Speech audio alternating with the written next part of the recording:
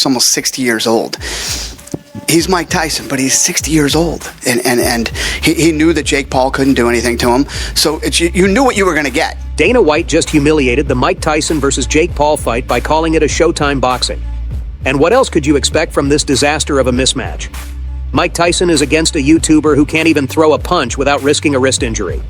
It's a shame for a real boxer to see a legend against a YouTuber. Tyson's just been beat off Jake Paul. But how? Mike Tyson's an absolute legend and one of the greatest fighters of all time. How can this YouTuber beat such a great fighter? Well, X has spoken.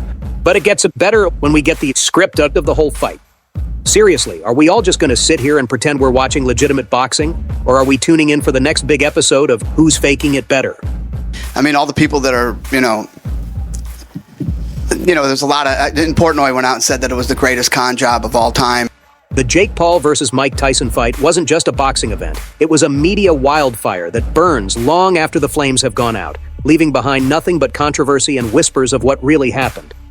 The storm started way before the bell even rang because of a leaked fight script. Well, X has spoken. The fight was scripted. Everyone is talking about this on X, and the script was actually leaked on X a few days ago. Yes, you heard that right. A script. A document that leaked one day before the fight on X, detailing every moment of the fight, and not just vague predictions. This script laid out the punches, the moves, and even a supposed knockout by Tyson in the 5th round. Man, do we now have to watch fighting just like a soap opera? The opening bell rings, Tyson is showing flashes of his old form, which actually happened. As soon as the bell went, Mike Tyson came out with that head movement, pushing forward. Immediately, he stalks forward with his signature bob and weave style. Tyson's opening move, a classic bob and weave, was exactly similar to what was described in the script. Jake Paul's footwork was almost identical to the document's predictions. At first, people were chalking it up to coincidence. But as the fight wore on and the script's predictions started aligning more and more, the idea of a scripted performance didn't feel so far-fetched. And it was a bit of a shit show, but, what did you expect? Seriously, when you stayed home and you turned on Netflix that night, we were like, holy fuck, I'm about to see the greatest live sporting event of all time. Then enter Dana White. And boy, did he have the thoughts. You could practically hear the smoke coming out of his ears. The UFC boss didn't mince words. He absolutely torched the whole event. His critique, that this wasn't a fight at all. It was a circus act, he said, an insult to real athletes and a slap in the face to boxing itself. So if you can keep fighting fucking 50-something-year-olds... You don't think Tyson has a chance? ...and making a living at it. I think that Mike Tyson has a puncher's chance against anybody. Mike's 58 years old. Mm-hmm. You know what I mean? Right. I hate doing this because Mike gets mad at me every time I do this, but... But wait, it gets better. White's rage wasn't just about what happened in the ring. There was a much bigger picture here. Jake Paul, an influencer-turned-fighter, has been pulling in millions of viewers for every one of his fights. On the other hand, UFC champions struggle to get the same media attention. It doesn't take a genius to realize that White's frustration might stem from the fact that exhibition boxing and Jake Paul specifically have stolen the spotlight from UFC fighters. White's critique wasn't just about this particular fight. It was a message, a warning about where the sport might be headed if the trend continues. I second Dana White's stance because what's the point of making a fighting career when a YouTuber can get more viewership? This shortcut sounds crazy. The Jake Paul Mike Tyson fight. Interesting. Script. How so? What do you mean by It's just script? weird. It just...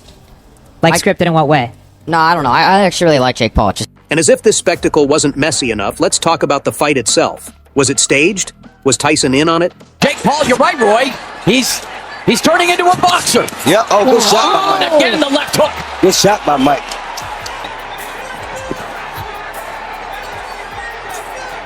Don't measure.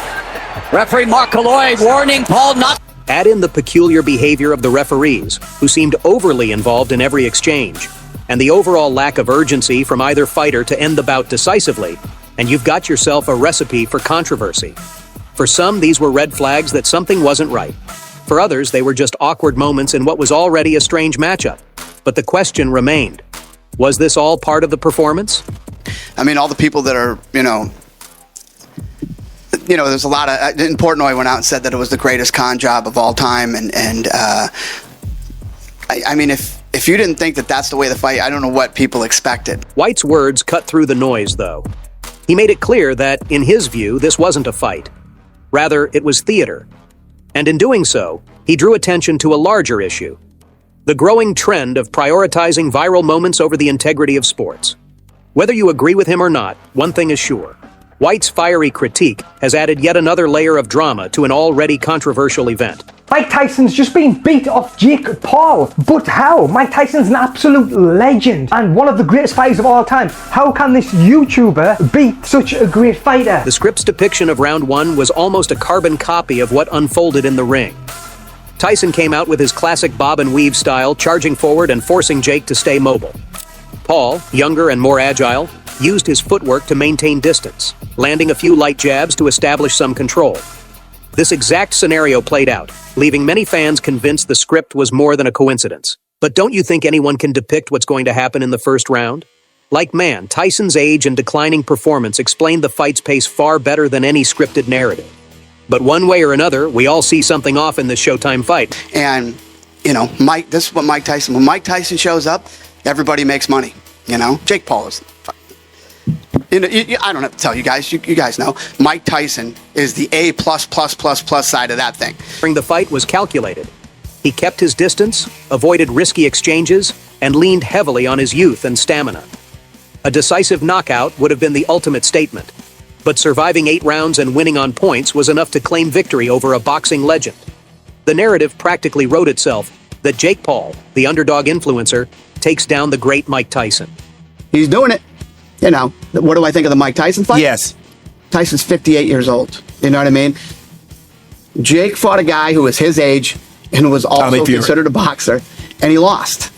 Dana White, as always, didn't hold back in his criticism of Paul. White has long been a vocal opponent of influencer boxing, calling it a spectacle that undermines the authenticity of combat sports. He's accused Paul of cherry-picking opponents and relying on showmanship rather than true athletic ability. If he wants to do boxing, why not fight guys that actually box for a living? 100%. Fight guys that box for a living and guys that are your age. How about that? He says he wants to fight Canelo. To White, this fight was just another example of how boxing has strayed from its roots. Paul's rise in the sport, fueled by social media clout and controversy, has been a thorn in White's side for years. And the Tyson fight only added fuel to the fire, giving White another reason to dismiss Paul as a fraudulent fighter. The elephant in the ring is money. Mike Tyson reportedly walked away with a cool $20 million for this fight. $20 million. For a single night of work. Do you think Mike Tyson would lose a fight to earn some more money? He's already getting $20 million for the fight. Does he want to do this for another $5 million or $20 million? Or how much more money would he need to get paid to actually lose the fight? Now here's where things get tricky. Olympic medalist Tony Jeffries was quick to point out that Tyson doesn't really need the cash. The man has a lucrative cannabis business, endorsements and royalties rolling in. He's not exactly pinching pennies. This is why the idea that Tyson intentionally threw the fight doesn't hold water for many analysts. Why risk tarnishing your legacy for money you don't need?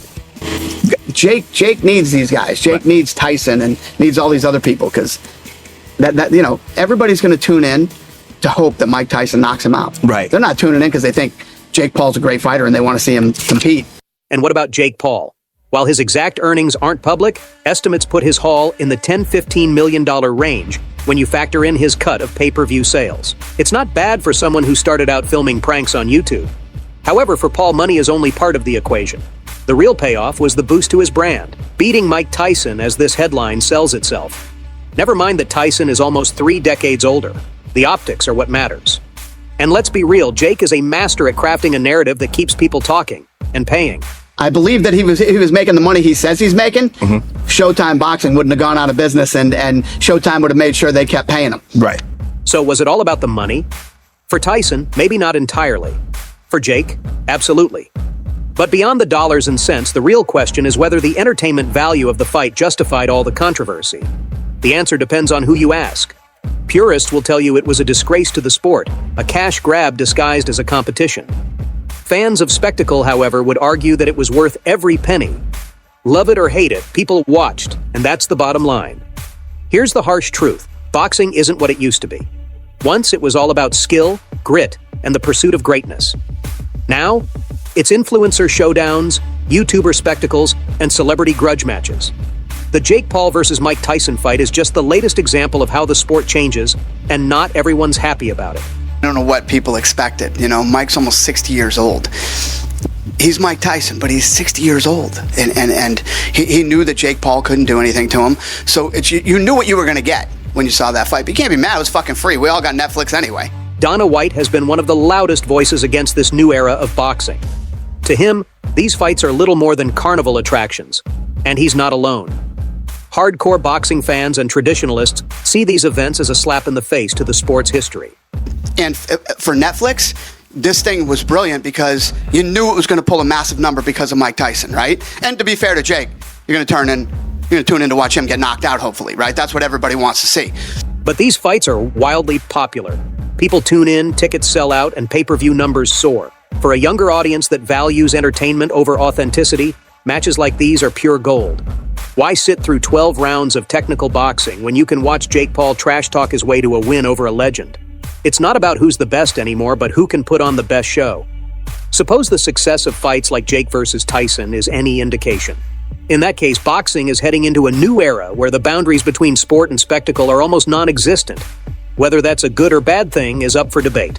The Jake Paul versus Mike Tyson fight wasn't just a clash in the ring. It sparked a controversy that has divided fans, critics, and the sport itself. Dana White's scathing comments were less about Jake Paul or Mike Tyson individually and more about what this fight represents. But let's not ignore the other side. The entertainment value was undeniable. Fans got the drama, the storylines, and the viral moments they crave. Yet, is this shift towards influencer-driven boxing worth sacrificing the sport's soul? Can boxing balance entertaining the masses and honoring its legacy of skill and competition?